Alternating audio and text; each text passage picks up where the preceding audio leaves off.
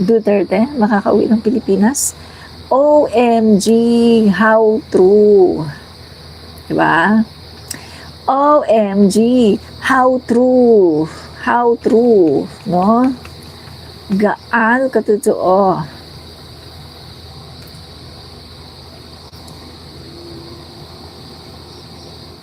OMG.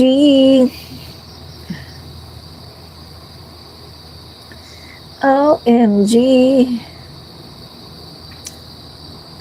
OMG, gaano katotoo. How true.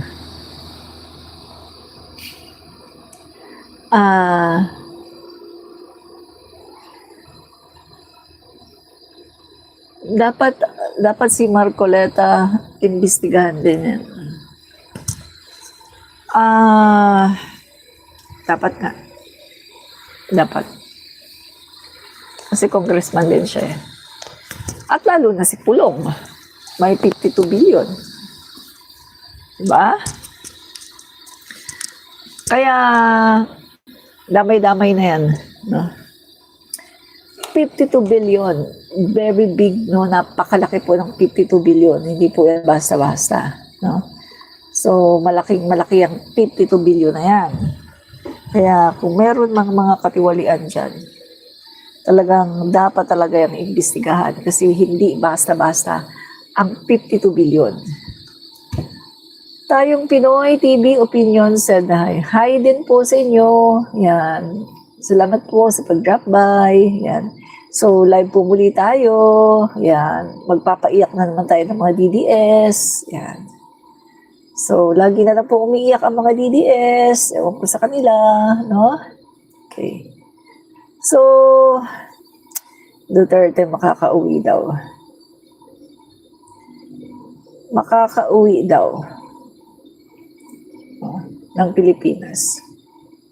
Yan. Okay.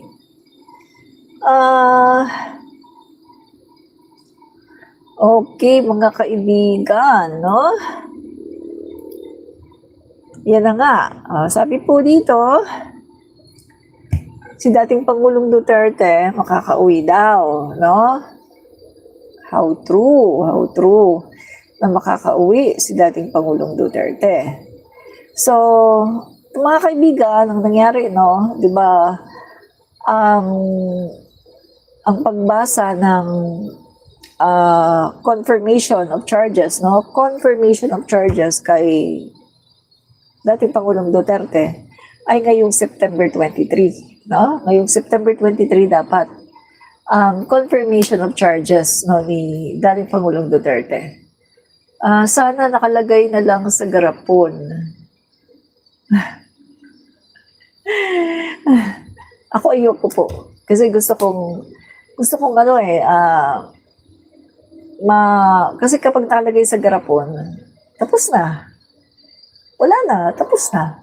Mas gusto ko po na healthy siya para at least talagang mag-serve siya ng kanyang sentence.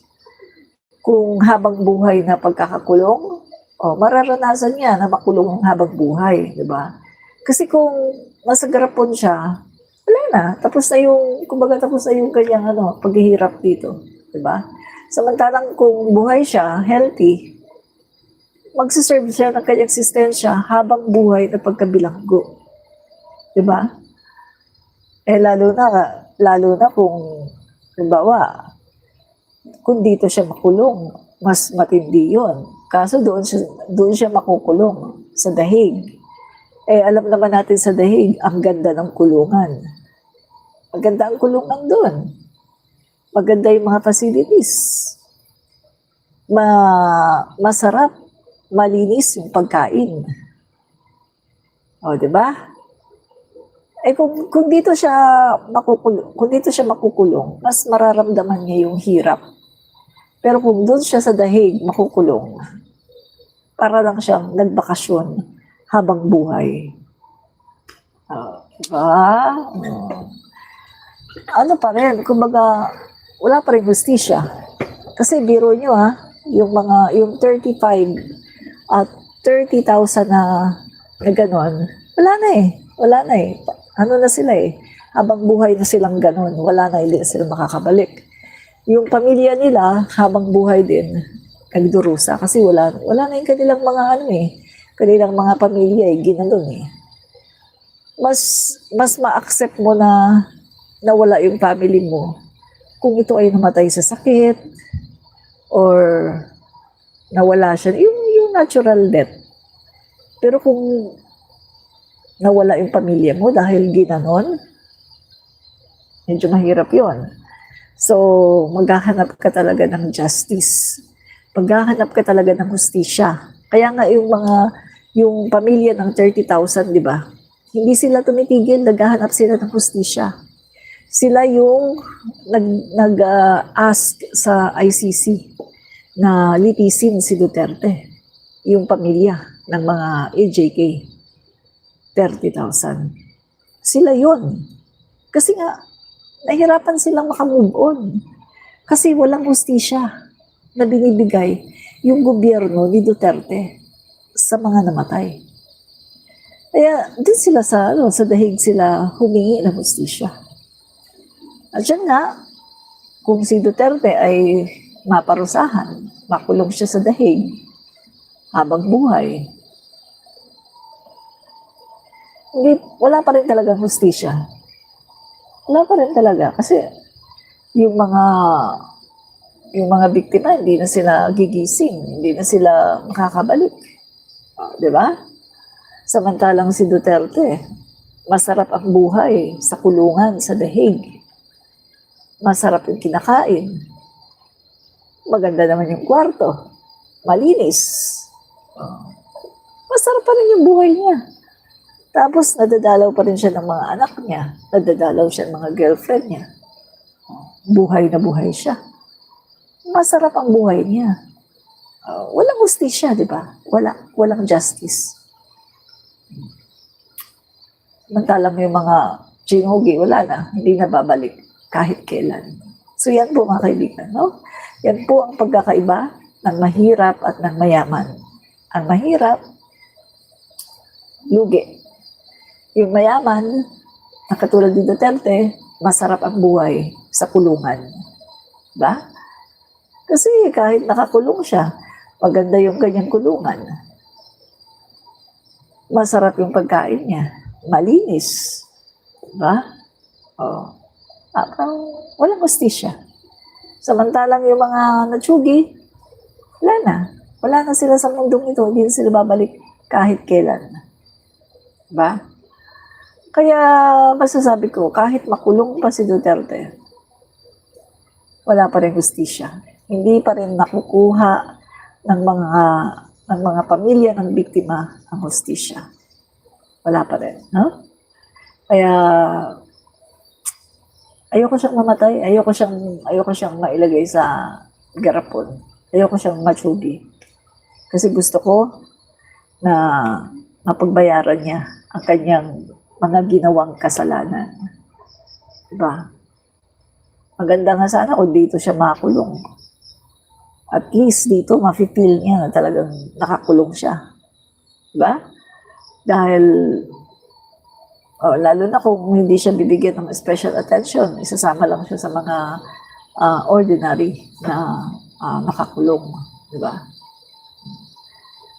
Pero, yun nga, doon siya nililitis. So, doon din siya ikukulong.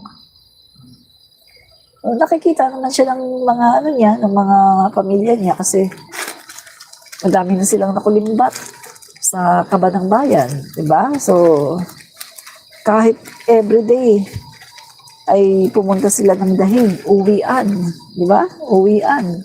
Bukas punta ng dahig, kinabukasan,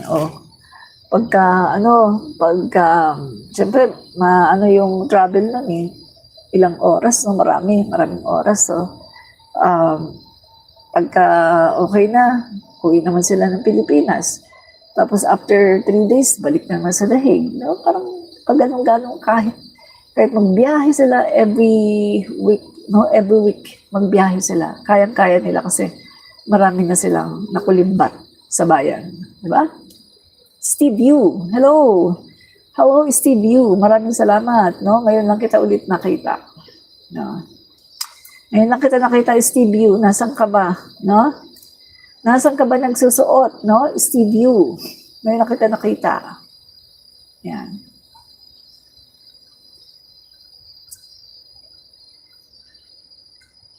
Yan. So, tuloy na natin yung ating ating usapan. Yan. So, tuloy na natin ang usapan natin. Okay. Ang sabi ni John Z at Kokoy. Kokoy-15. Uy, grabe, napaka-harsh naman niya. Wala daw utak si Kokoy. Huwag naman ganyan, no? Huwag naman ganyan. Bad yan, bad. Bad, no? Ang sabi naman ni Lorraine Rodriguez, kamusta? Bayarang vlogger ni Bak. Bad. Bad, no? Sana nga totoo na bayaran, no? Para hindi ko na kailangang mag-monetize. I hope so. Sana nga totoo, no? Ikaw nga ang bad, diba? Oh, bad. Bad. Bad, Jocelyn. Steve Yu. Sabi ni Steve Yu, nasa UK na po, ma'am. Struggled pa ako dito, ma'am. Nasa UK na pala si Steve Yu, no? So, Steve Yu, anong ginagawa mo sa UK? No? Anong ginagawa mo dyan? Yan. So, sabi naman ni Duke, di na makakauwi ang duwag na magnanakaw yun. So, hindi na daw makakauwi yung duwag na magnanakaw, no? Ang sabi ni Duke. Ayan. Okay. Okay, tayong Pinoy TV opinion, troll po ni Dutae, iyak. Iyak na daw kayo mga troll ni Dutae, iyak na daw kayo. Ang sabi po ni, tayong Pinoy TV opinion, iyak na daw kayo mga troll ni Dutae. Hanap po work dito, Steve Yu. Hanap po work dito. Naghanap kayo ng work dyan. Okay. Okay, God bless po, no? Sana makakita kagad kayo ng work, no? Yan. Ang sabi naman ni Jocelyn Palabrica, duwag, kinidnap niyo nga mga, bad. Bad ka talaga, bad. Huwag ganyan, bad ka talaga, Jocelyn, ha? Bad ikaw, ha? Okay. Kung paano mo masasabing kinidnap? Ang kinidnap, nakatago. Walang warrant of arrest. Ayun, no, hayag na hayag sa mga tao. Siya ay inaaresto, meron siyang warrant of arrest. Dahil meron siyang kasong crime against humanity. Pinagkakatay niya yung mga Pilipino, 30,000. Diba? Humihingi sila ng hustisya. So, dapat silang bigyan ng hustisya. Diba? Kung halimbawa, ikaw